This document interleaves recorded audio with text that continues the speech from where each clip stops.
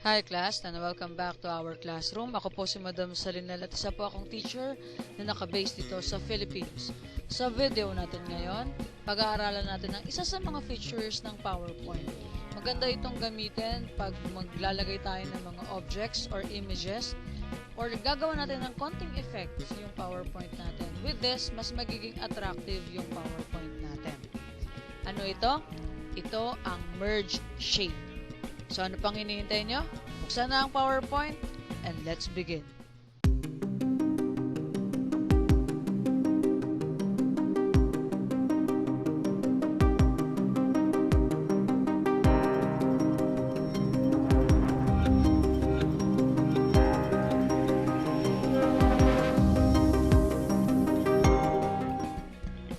Okay, so to start with, dito sa slide natin, nilagay na natin yung shapes na gagamitin natin. So, dalawang circle ito. So, pwede naman tayong gumamit ng ibang shapes kung ano man yung preferred natin. So, for this demonstration, gagamit tayo ng iba't ibang shapes para makita natin yung difference. So, magkaiba yung color nila. Ayan. So, meron tayo dito. Pwede natin palitan pa rin, no? So, select lang natin yung shape. Palitan natin yung color, yung feel. Ayan. Pwede natin tanggalin yung outline. Ganun din dito sa second circle natin. Gawin natin halimbawa ang green. And then tanggalin natin yung outline. Ayan. So makikita natin, kailangan natin i-select yan. Okay, para lumabas itong additional tab natin. Kasi nasa loob ng tab na yan, yung command or yung tool na gagamitin natin para magamit natin yung merge shapes. Okay? So, pag hindi selected yung shape, nawawala po yung shape format. So, click lang natin ito, or select natin yan, rather. Click natin yung shape format. And dito, sa ribbon niya, sa Insert Shapes group, makikita natin yung Merge Shapes. So, pag click natin yan, nandito na po yung mga options na gagamitin natin to merge the shapes that we are going to use sa ating PowerPoint. Unahin natin piliin yung union. Makikita natin kapag tinapat pa lang natin yung cursor doon sa union shapes na gagamitin natin, nagkakaroon na ng pagbabago yung shape natin. Nasusunod na yung kulay nung pangalawang shape sa ating slide. Okay? Tinatapat lang natin, wala tayong click or ginagawa. Tinatapat lang natin yung cursor dito sa union at nakita natin na sinunod ng dalawang shapes na ito yung kulay nung pangalawang circle. Pero paano pag click na natin yung union shape? So click natin ngayon at makita na ninyo ngayon na ang sinunod na niya or ang bagong kulay na ng dalawang shape natin ay yung first circle. Okay? Yung first image na nakita natin or nasa slide natin, yun yung gagayahin niya. Okay? So, ano pang itsura naman ito kapag sila ay magkadikit? Okay?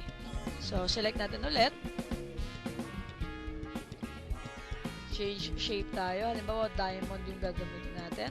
Nakita niyo po, dahil naka-union shape na sila, pag pinalitan natin yung shape na yon, ng dalawang shapes na nakita natin sa slide, magiging isang shape na siya kapag pinalitan natin. Okay? So, yan yung nagagawa ng union shape. Okay? So, undo natin. Okay? And then, para makita natin yung difference ngayon. So, itong dalawang to, ayan, select natin. Palitan natin ng shape. Gawin natin diamond. Okay? Diamond ulit. Lakihan natin ng konti. And this time, ito na yung gagamitin natin, yung diamond na magkapatong or magkadikit silang dalawa. So, pag ginamitan ba natin ito ng merge shapes na union shape, ano kaya ang mangyayari? So, click natin yung shape format. Punta tayo ngayon sa merge shapes. And, tapat natin yung cursor dun sa union shape. Kita natin, katulad ng circle kanina, sinunod niya yung kulay ng pangalawang shape. Pero pag click natin ngayon yung union shape, Nakita na natin ngayon na sinunod naman niya yung color ng first diamond. Okay? And makikita natin ngayon, wala ng division or wala ng line dito sa gitna. It is now a shape of 1. Ayan. So, kahit mag-slideshow tayo, shape of 1 na po yan. Okay? So, hindi na siya isang diamond or diamond individually. Isang buong shape na po itong dalawang diamond natin. And then, this time, nagdagdag tayo ng second slide natin. Maglagay tayo ngayon ng shape. Puro shapes muna gagamitin natin today para makita natin muna kapag basic shape or basic tool from PowerPoint yung gagamitin natin. Okay, so halimbawa, pili tayo ng ibang shape. Ito yung shape na gagamitin natin. Pwede natin palitan ng color if you want to. Duplicate natin ito. And palitan natin ng color. Okay?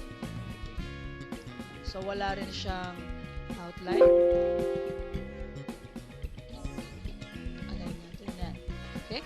So, again, para lumabas yung gagamitin nating tab, kailangan selected po yung mga shapes natin. Ayan. So, shape format tab tayo. Diyan po natin makikita yung merge shapes sa loob ng insert shapes group. So, select natin yan. This time, ang gagamitin natin yung combine. So, ano pong ginagamit sa combine?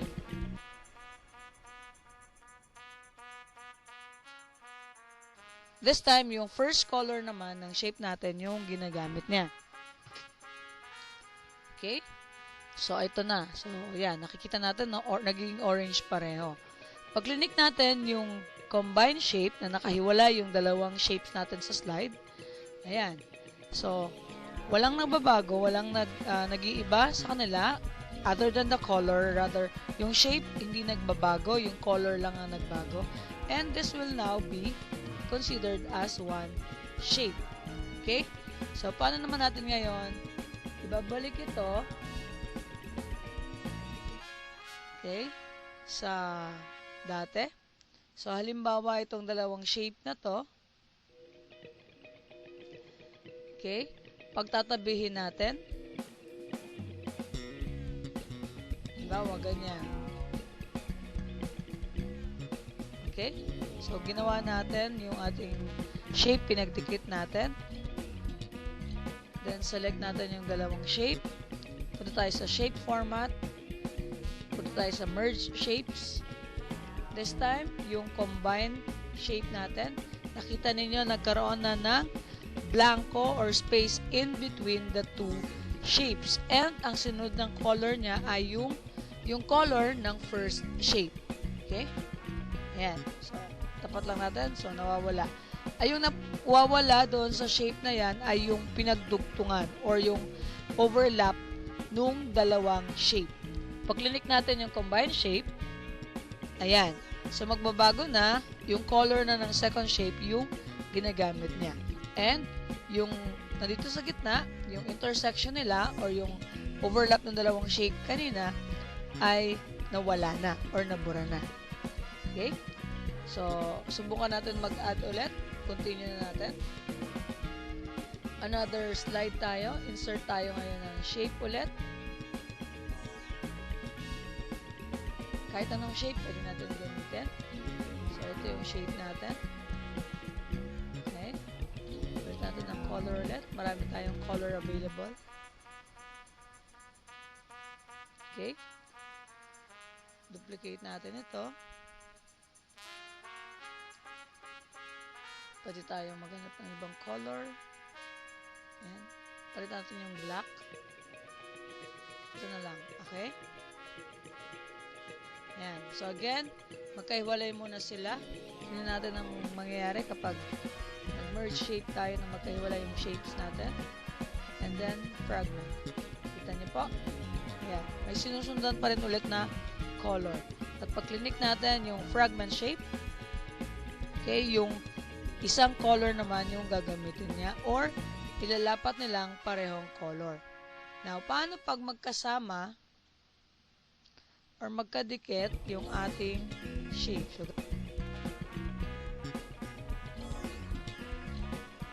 ganito naman yung gagawin natin. Okay? So, selected natin. Shape format. Merge shape, and this time, gagamitin natin yung fragment. Tinapat pa lang natin yung fragment. Okay? Tinapat pa lang natin yung cursor doon sa word na fragment, doon sa fragment shape. Tingnan natin yung nangyayari dito sa gitna ng shape natin.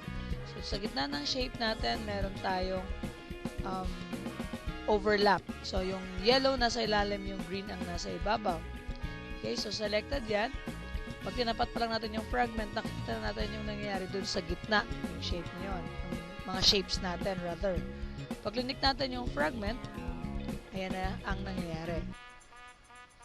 Okay? The difference between this one, yan, ito kasi as one shape na siya, nagagalaw na natin siya as one shape. Okay? Ito rin as one shape. Ang difference ito, third natin, pag sinelect natin ang shape sa gitna, after natin ma-fragment shape yung ating example dito. Okay? Yan. So, isang color na lang yung ginamit niya. Okay? Pero yung nasa gitna, ayan, pwede na siyang ihiwalay ngayon. Okay, so nagkaroon na tayo ng two separate shapes from the two shapes kanina na pinagsama natin or pinag-merge natin. At yung third part or third shape na meron tayo sa slide ngayon ay galing doon sa overlap ng dalawang shape kanina. So again, para lumabas yung tab natin at yung merge shape, select natin ulit. Shape format, then merge shape. So this time, nandito na tayo sa pang-apat. Ito yung intersect. So, pag tinapat natin yung cursor dito sa intersect, nawawala yung dalawang shape. Bakit kaya? Ano kaya ang nangyayari kapag nag-intersect shape tayo?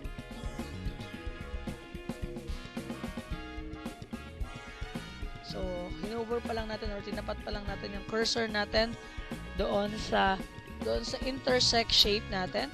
Pag click natin yan, ayan, talagang hindi na siya babalik dun sa slide. Okay?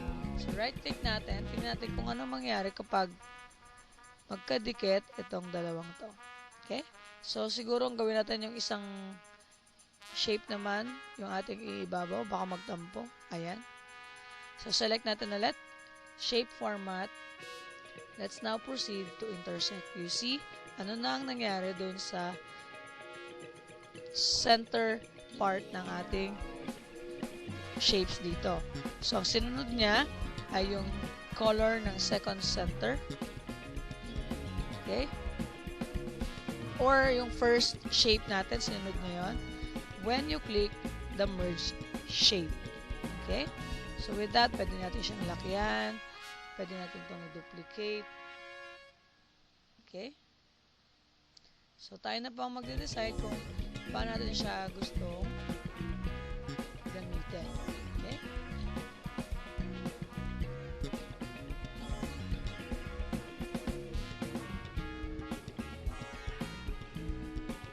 Okay?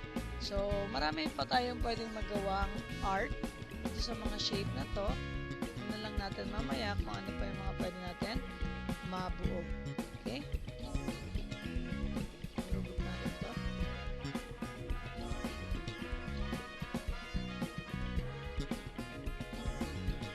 I guess this is the last one, which is the subtract. So, shape tayo ulit.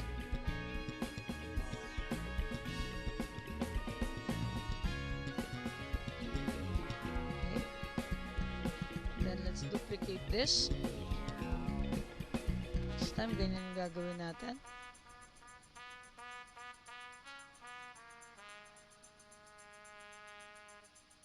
And adjust natin. Select natin, shape format, merge shape, and this time, let's proceed to subtract. You see the subtract, now remove doon yung sa slide, yung shape na naka-overlap doon sa first shape. O kung baliktad naman, then i-apply natin yung subtract, yung ibabaw naman ang mawawala. Ibig sabihin kung ano yung naka-overlap or nakaipang ibabaw dun sa shape, siya yung aalisin ng subtract.